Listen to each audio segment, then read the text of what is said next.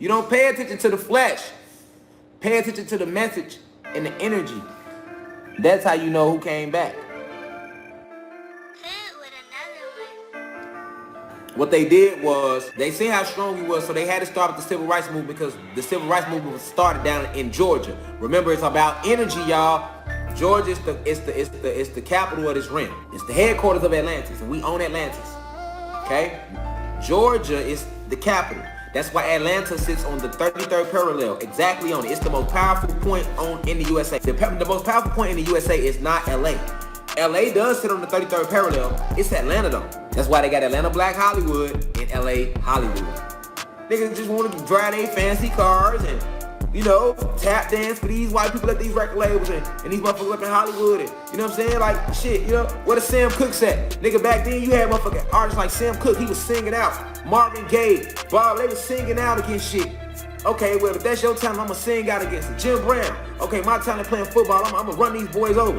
Why do you think Jim Brown hit so hard in football? He didn't hit so hard in football because he was just trying to play the game. He was a revolutionary. He took it out on the football field.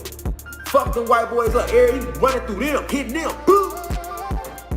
Nigga, Jim Brown ran like that because he did it for a reason. This before they was making our entertainers do all that sellout bullshit they do today. It's next level now.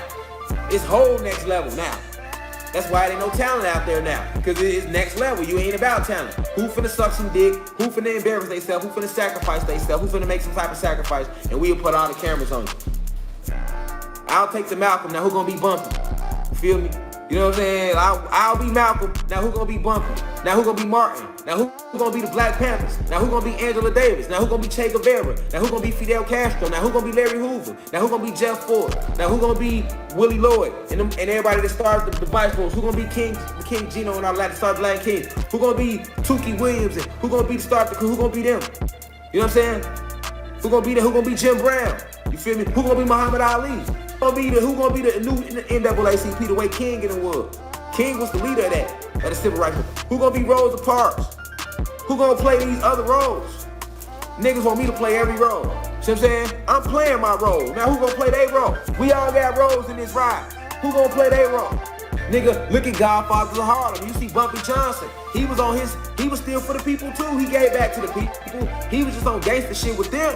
As far as selling dope, when he first started selling dope, he didn't know that was gonna hurt the people like that.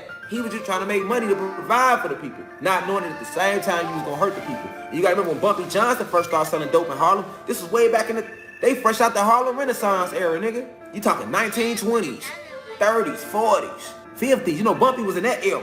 Remember, by the time him and Malcolm met, he had just came home from doing 11 years, 12-year bid. He had been knee deep in this street shit, but he was against the system though. But when he was fucking with them Italians, he was still on gangster shit with them. He was playing them. He was using them.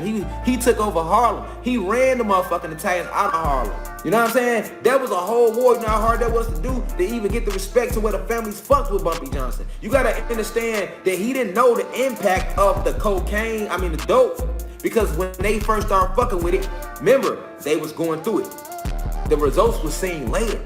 Niggas was just getting hot. When dope first hit, all your singers was doing that shit. Billie Holiday, Miles Davis, all the big jazz dudes of the day was doing dope back then. That was like the thing to do. And then you gotta think they was dealing with all that racism and oppression. That was the first release. Niggas was smoking, drinking a beer, and they started doing the dope. But they wanted us to do the dope. So I don't fault Bumpy because when Bumpy did recognize what he was doing to his people, he started getting up off that. And they kind of show you that a little bit in Godfathers of Harlem. See what I'm saying? You gotta understand, people do things out here, you gotta look at, and they don't know what they really doing. You gotta look at who's the person pulling the strings that know what's had the effect of it. That's who you get upset with. You don't get upset at Bumpy Johnson. You get upset at the motherfucker that knew exactly what he was gonna do to the community, that used Bumpy Johnson as an outlet to do that to the community. That's who you get mad at. But far as Bumpy Johnson, nigga, he still was on his gangster shit when he did that shit. Like they told you. He was going like in Godfathers of Harlem, nigga. That wasn't no easy shit he did. That was the mob. He was going up against the mafia, nigga. He black. They didn't respect black people. There's some racism all over the planet. He made the families respect him though. Nigga, he had Harlem. Nigga, he made sure at the least shit, nigga. You ain't finna have this shit. Then when Malcolm did go to him, and Malcolm was like, hey man, I need your help. I don't want to get these drugs out the building. You seen what he was on? I got the guns, then I'ma help you. But what you fail to realize, you had Black Panthers. You had the GDs, Supreme Gangsters, Black P Stones. You had Latin Kings. You had the Vice Lords had started. You had the Crips and the Bloods. These were all a part of organizations that were started to protect the people and fight against the system, nigga. The cops, the police who was harming us. Boy, that's why Larry Hoover in jail right now. We talking about free Larry Hoover. He was in that shit knee deep in the 60s. That's what makes him a political prisoner. So was Jeff Ford. Jeff Ford, motherfucker was trying to blow their ass up. He was on the phone with Gaddafi trying to get missiles. That wasn't isolated shit. It was all connected. It was our people as a whole creating all these different groups to attack they ass. What we are about the business now is awakening.